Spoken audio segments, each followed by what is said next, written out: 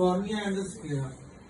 The reflex was formed in the between the pupillary margin and limbus, and this is the nose, the nasal pupillary margin. Now, here the thing to remember: what are the possibilities of Hirschberg test? Where one is that the reflex will be formed in between these two parameters. Other is it is formed at the pupillary margin, whether it is nasal or temporal. If the eyeball is turned inward, then this reflex will be formed on the temporal nasal pupillary margin. Either it can form on the nasal pupillary margin or pupillary margin. It can form at the limbus, or it can form in between the two. These are only three possibilities. Fourth possibility is that the squint is so large that it is formed on the sclera. We will not measure that. Now, it is almost a rule of thumb. By observation, it has been seen that when the reflex is formed on the pupillary margin, it is very slight deviation, whether inward or outward, and deviation, it is deviation of 15 degree. Okay, when it is formed at the limbus, the deviation is 45 degree.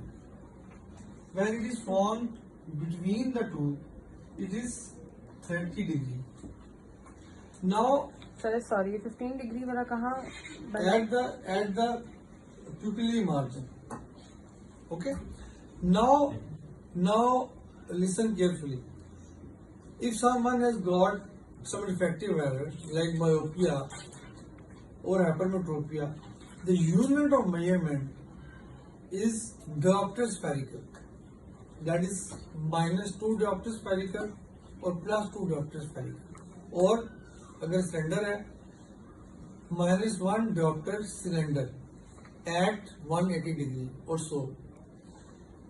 If you recall the optical principle of the prism or deviation or displacement, then you will come to know that this eyeball has displaced from the central position to the other position. It has displaced.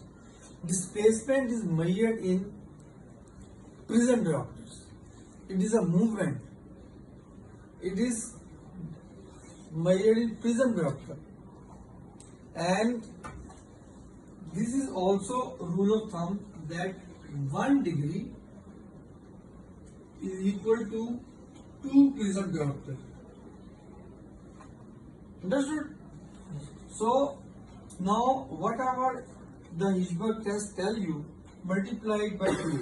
So it will become 30 prism diopter, it will be 60 prism diopter, and it will be 90 prism diopter. This is 60 prism diopter of left eye exotropia. This is your diagnosis, or it can be 60 prism diopter of left esotropia if the eyeball would have been here. Okay, and the reflex is formed here.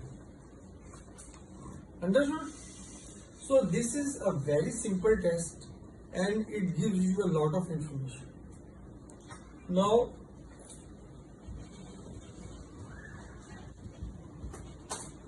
let's stop here.